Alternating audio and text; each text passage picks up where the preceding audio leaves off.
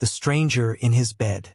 The sun hung low and heavy over the desert, bleeding its last light across the endless plains. The air shimmered with heat, the ground cracked and dry as bone. Caleb Hart rode slow through the dust, hat brim pulled low to shade his tired eyes. His horse, Whiskey, stumbled once, then steadied. Both man and beast worn from 6 days chasing strays and fixing busted fences. Caleb's ranch sat at the edge of nowhere, where the mountains broke into red canyons and the wind sang its lonely song through the sagebrush. He'd built that house with his own hands after the war. Just a cabin of pine and stone, a roof that creaked in winter and a porch that overlooked the horizon. For a man who'd buried a wife and too many memories, it was enough. He was bone-weary when he finally spotted the faint outline of his home. Smoke curled from the chimney. He frowned. There shouldn't be smoke. He hadn't left a fire burning. There wasn't supposed to be anyone here. No ranch hands, no travelers, no kinfolk for miles. The nearest neighbor was a half-day's ride away. His gut tightened, instincts sharpening. He slid from his saddle, hand drifting toward the revolver at his hip. Whiskey snorted softly, sensing his unease. "Easy, boy," Caleb whispered, tying the reins to the post. The boards of the porch groaned under his boots as he stepped up, slow and silent. The front door was open a crack. Not enough to see in, just enough to tell something wasn't right. He pushed it open with the barrel of his gun. The faint scent of burning cedar and wild herbs filled the cabin. A fire danced quietly in the hearth. His table had been cleaned, his coffee pot freshly washed and turned upside down to dry. Someone had been here a while. Someone tidy, careful. "Hello?" he called softly. "Anyone here?" No answer. He moved through the small main room, eyes scanning every shadow.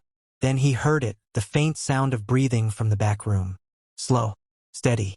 He turned the bedroom door handle and froze. There, lying in his bed under his worn wool blanket, was a woman. Her hair spilled across the pillow in dark, tangled waves. Her skin glowed bronze in the firelight, her features sharp and beautiful. Cheekbones high, lips full, lashes long against her cheeks. She looked young, maybe mid-20s, though her face bore the strength of someone who'd lived through hard times. But what struck him most was the clothing. A torn buckskin shirt, fringed and stained with travel dust. Her wrists bore faint markings, tribal paint half-faded. He didn't need a second glance to know. She was Apache. Caleb's heart pounded. The wars with her people had scarred the land not long ago. Soldiers called them rebels, raiders, but Caleb had seen enough to know better. The Apaches were proud, fierce, and they didn't belong to any man's law but their own. Still, one thing was clear. She didn't belong here. He took a slow step forward, lowering the hammer of his. Hearts under the same sky. The desert dawn came soft and gold, spilling light through the thin curtains. Caleb Hart rose early, same as always, but this morning the house felt different. Alive somehow. He could hear faint movement from the kitchen, the gentle clink of a tin cup, the low hum of a voice singing in a language he didn't know. He sat up, rubbing sleep from his eyes. For a second, he forgot there was someone else in his house until he saw her. Taya stood by the hearth, hair loosely braided down her back, stirring a pot over the fire.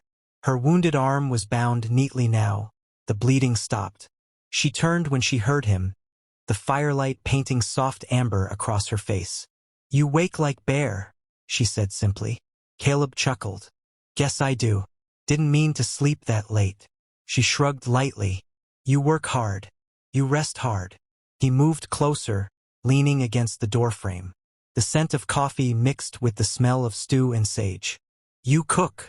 "I eat," she said, smiling faintly. "So I cook." Caleb laughed quietly, a sound that felt strange to him after so long. He took a seat at the table. "Well, it smells good enough to keep a man alive."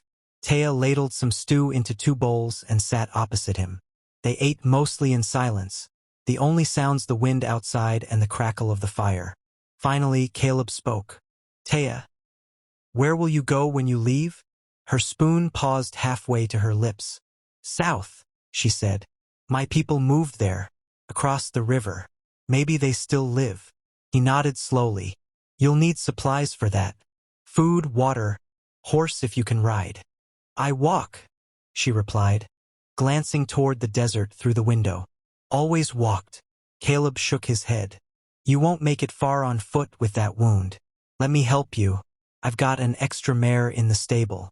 Strong one. Her eyes flicked to him sharply. Why? Why give me horse? Because I don't see a reason not to, he said quietly. World's cruel enough without me adding to it. She studied him for a moment, as if trying to find deceit in his words. Finally, she said softly, You speak kind, but kindness is heavy thing.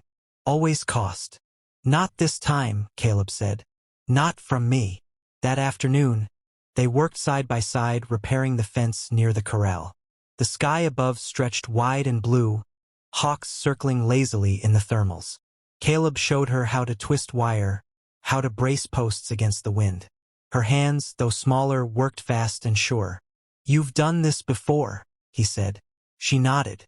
We fixed things too. Different kind of fence, made from thorns. He grinned. Sounds like I'd rather wrestle the wire.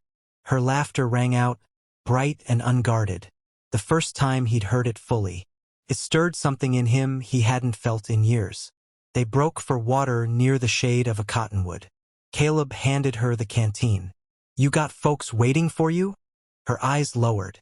Once, she whispered. Now maybe none. I'm sorry, he said quietly.